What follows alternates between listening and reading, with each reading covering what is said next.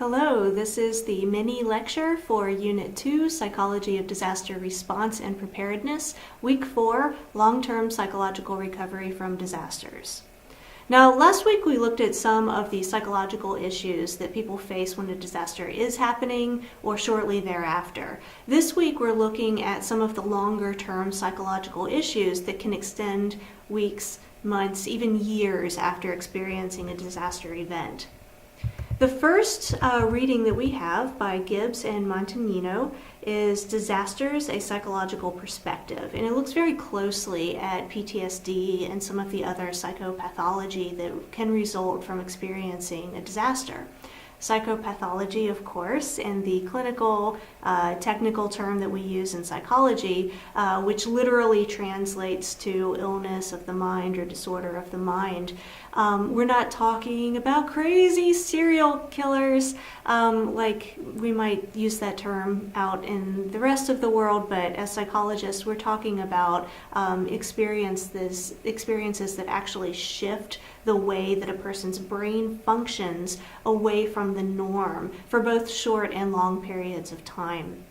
As mentioned last week, PTSD is widely discussed, and I didn't say like understood and expected after a disaster, now more so than compared to in the past when it wasn't part of our national consciousness to understand the psychological impacts of experiencing trauma or disaster recovery.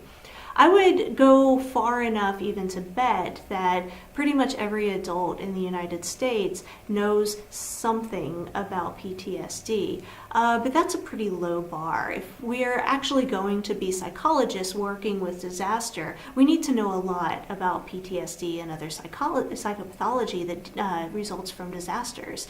And so this includes, for example, why does it happen? What are some of the situational or individual factors that make it more likely or less likely to occur?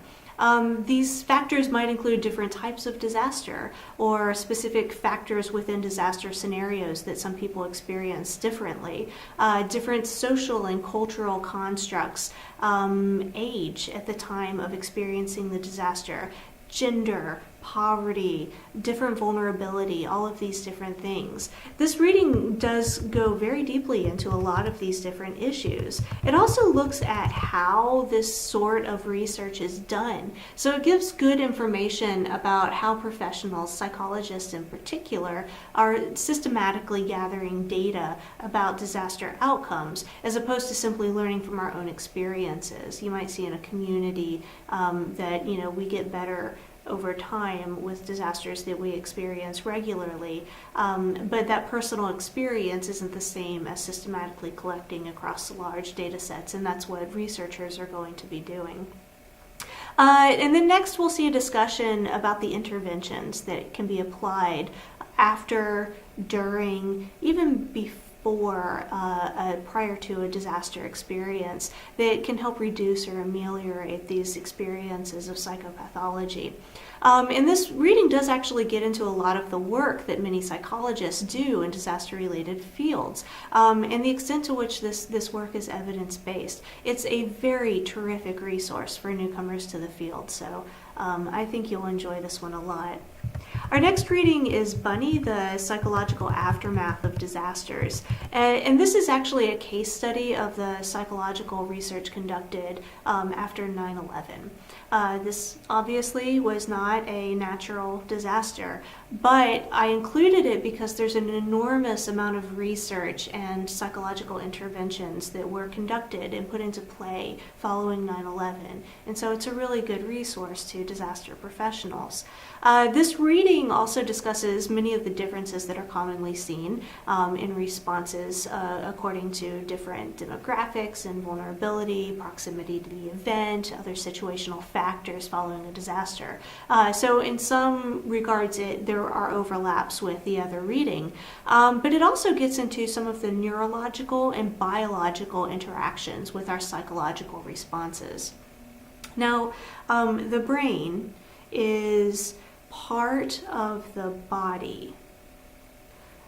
Obviously, but a lot of times in the United States, we think of it as a separate system, like disconnected entirely. And so it's very important that we think about our brain as part of our body. A lot of times we think about our brains in terms of thinking and learning and memory. But of course, there's also processing sensory information. All of the information that comes in through our sense organs, our eyes and our ears and our skin. Our brains take all of this information and then make sense of it in a useful way to us so that we can use this information. And additionally, our brains are controlling all of our movements through our somatic division of our peripheral nervous system, and also like all of our organs and involuntary responses through the autonomic nervous system, or the autonomic division within our peripheral nervous system. And this includes things like our heart rate and our lung capacity, our hormone cycles, our fight or flight response. All of these physical systems within our body, our organs and our endocrine system and our brain work in conjunction with each other for our psychology, our emotions, our interactions with the world. If our adrenal gland goes haywire and starts pumping high levels of adrenaline into our physical system, a lot is going to change. Right? Similarly, if our brain's working shift in response to a traumatic event, that means all of the things controlled by our brains could change in response. Our heart rate, the production of hormones and neurotransmitters, the appropriate triggering of fight or flight response. This is not just a matter of feeling emotionally bad or off after a bad experience. This really could be the entire system of our bodies are working differently because the central processing unit of the system is working differently, and it's no longer giving out the regular instructions that it did before. Even without severe or diagnosable psychopathology following a disaster event, a lot of people will commonly report not feeling like themselves because they're not like themselves. There's been a shift in that functioning. And so read this article. There's some insight into different biological and neurological impacts that are commonly seen and some of the issues that are correlated with them following a disaster event. And then finally, I have you looking at the American Psychological Association's page on disasters. The APA is the premier professional organization for psychologists in the United States and to some extent to the rest of the world.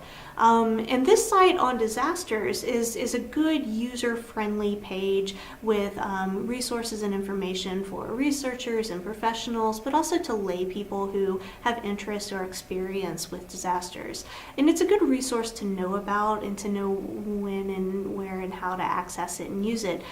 So check through it, see what's there, have fun, a lot of interesting things.